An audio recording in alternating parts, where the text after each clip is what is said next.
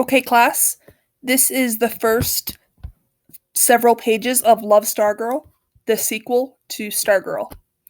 What's happened has Stargirl is moved away from Micah, Arizona. She started her new life in Pennsylvania, and she's going to be writing to Leo in letters and kind of writing a journal sort of format. And so that's how you're going to be listening to the story. January 1st.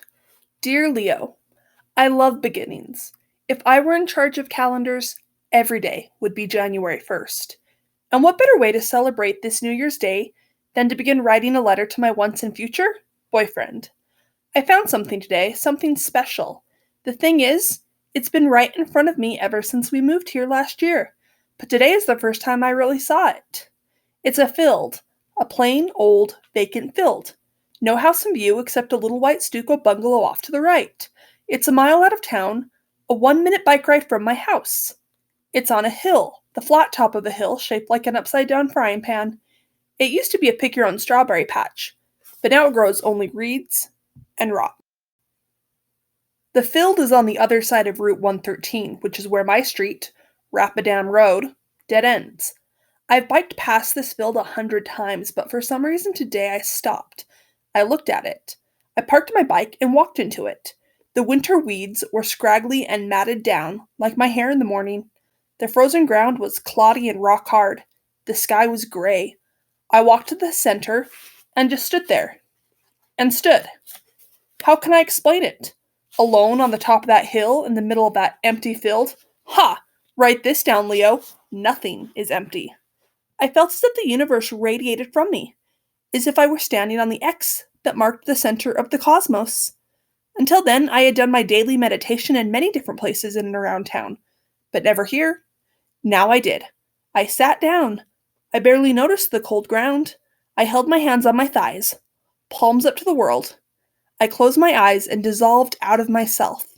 I now call it washing my mind. The next thing I noticed was a golden tinge beyond my eyelids. I opened my eyes. The sun was seeping through the clouds.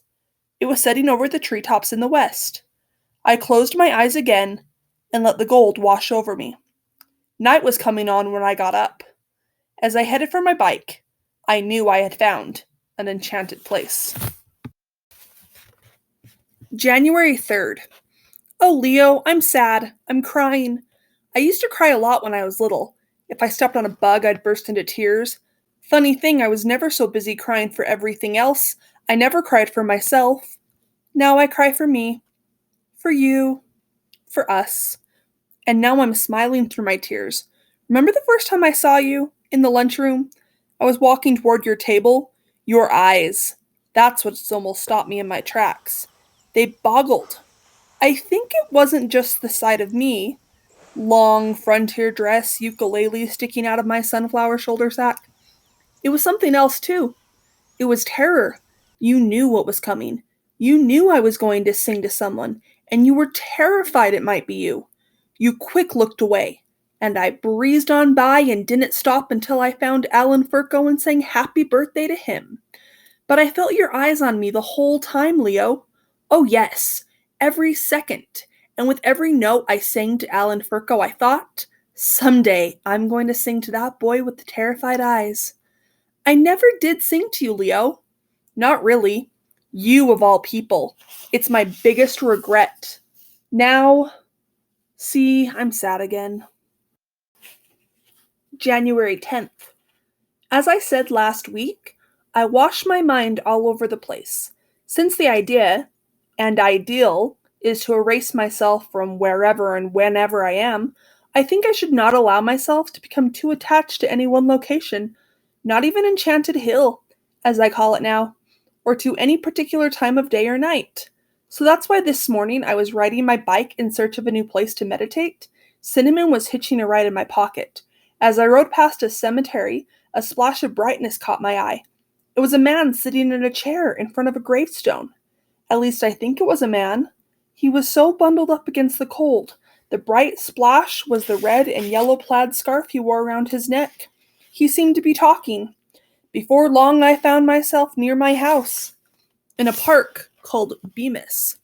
I climbed onto a picnic table and got into my meditation position. Okay, back up. I'm homeschooling now. Again. Gee, I wonder why. My Micah high school experience went so well, haha. So I have to meet all the state requirements, right? Math, English, etc. Which I do, but I don't stop there. I have other courses too, unofficial ones, like Principles of Swooning, Life Under Rocks, Beginner's Whistling, Elves. We call it our shadow curriculum. Don't tell the state of, oops, I almost told you what state I'm living in. My favorite shadow subject is elements of nothingness. That's where the mind wash comes in. Totally wiping myself out, erasing myself. Remember the lesson I gave you in the desert? Which, when you think about it, is really not nothing. I mean, when I'm really doing it right, getting myself totally erased, I'm the opposite of nothing. I'm everything. I'm everything but myself. I've evaporated like water vapor into the universe. I am no longer Stargirl. I am tree, wind, earth. Okay, sorry for the detour. So there I was, sitting cross-legged on the picnic tables, eyes closed, washing my mind and getting school credit for it. And suddenly I felt something on my eyelid. Probably a bug, I thought, and promptly washed away the thought. And this something was on my eyelid just became part of everything else. But when the something moved, it traced across my eyelid and went down my nose and around the outline of my lips. Then a voice, woman's, harsh. Tootsie! Then, hello, my name is Jitsi. I'm a human being. What are you doing? I opened my eyes. A little girl was sitting cross-legged in front of me. A lady was hurrying toward us, appearing stricken, saying, I'm so sorry. My daughter gets away from me sometimes. I'm really sorry. It's okay, I said. I was groggy, like waking up. I looked at the little girl. Tootsie. I was meditating. I was being nothing. Tootsie frowned. The sun brought rusty highlights to her curly hair. She reached out and touched me again. She laughed. You're not nothing, she poked my knee. You're right there. To me, I was nothing, I said. It's hard to talk about. She frowned again. Suddenly her mouth and eyes shot open. You pretended? I nodded. Sort of. She studied me. Are you a magician? Nope. She beamed. I'm a magician. Really? Aren't I, Mommy? A regular Houdini. Ditzy climbed down from the table. I can make myself disappear. Watch. She squeezed her eyes shut. She whispered something I couldn't make out. She stood at attention and turned around 3 times. She whispered again. A slow-moving grin came over her little round face. I looked around. Where are you? She giggled. I'm right here. You can hear me, but you can't see me. I swished my hands in front of me. Hello? Hello? Ditzy? Are you there? Ditzy's eyes goggled. She whispered, Mommy, she doesn't even hear me. Her mother winked at me. Ditzy, say something to the nice girl so she'll know that you're there. Suddenly, Ditzy's eyes double goggled and she shrieked, A mouse! And came leaping at me. Very visibly, Cinnamon must have wondered what all the talking was about. He had poked his head out of my coat pocket, and before I knew it, he was cradled in the little girl's hands. Actually, he's not a mouse, I told her. He's a rat. She rubbed her cheek against his cinnamon fur. Put your nose up to his, I said. She did. Cinnamon's tiny tongue came out and kissed her on the tip of her nose, and she squealed. While Tootsie was nuzzling Cinnamon, her mother held out her hand. I'm Laura Pringle. We shook. Stargirl Caraway. Tootsie gasped. Stargirl? That's your name? Sure is. You're new in town? Said Mrs. Pringle. Since last summer, I said. We live right over there. I pointed.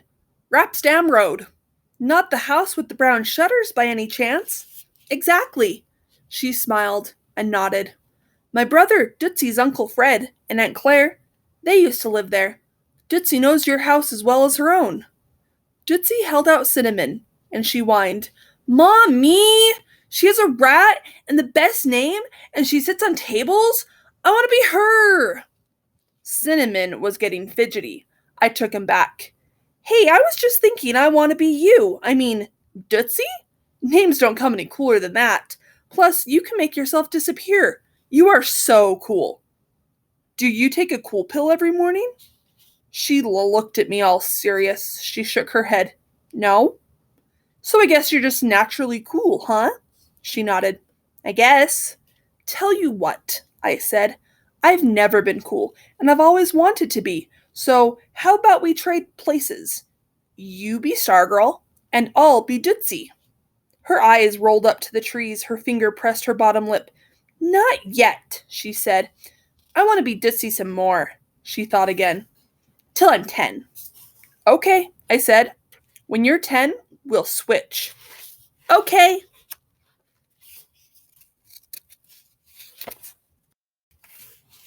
We shook on it. Then Mrs. Pringle said it was time to leave me in peace, and off they went. Dootsie whining, I want a rat! January 15th. I take field trips. Hey, who doesn't? Who says I'm not a normal student? In fact, I take lots of field trips. My mother sends me to a small area in town where my assignment is to hang out for the day and then write a poem about my experience there. I might stay for 10 minutes or 10 hours, however long it takes me to come up with a poem. I take my notebook and do the poem right there. Today was a real challenge. The destination was the Stone Piles. My mother slips a card under my bedroom door with the field trip location. She meant the old abandoned cement plant. There's the rickety, dull green skeleton of a building, and some rusting equipment and 3 piles of stones about as tall as me. They used to be much higher, I hear. People keep taking the stones for their gardens and stuff, and kids throw them. Well, here's how it went. So this is her poem. Field trip. Forever at the stone piles. How long have I been here? Not a clock in sight. What the heck, call it forever. The stone piles and me. It's one thing to walk past a pile of stones. It's another to sit with one forever. Do that and you begin to learn about the things you thought you knew, like silence, stillness, smithereens. And now? Can forever have a now? I hear something. Footsteps. No, not steps. Gravel sliding. Slurping. Foot slurps. And here he comes. Navy peacoat, moss green knit. Pull-over cap with perky pom-pom, moss green tassel. Slow, slumpy. If he were a snow-white dwarf, he would be droopy. Round, puffy, whiskered face. Donut dough with gray and black whiskers. Shuffling, drooping toward me. Sees me. Or does he? There's a stone pile silence and stillness in his eyes. Says, croaks, are you looking for me? Shuffles on by. Doesn't wait for an answer. I want to call out, hey, wait! But he's moving on. The back of him now. Shuffling, shuffling. Green pom-pom bobbing, bobbing, bobbing.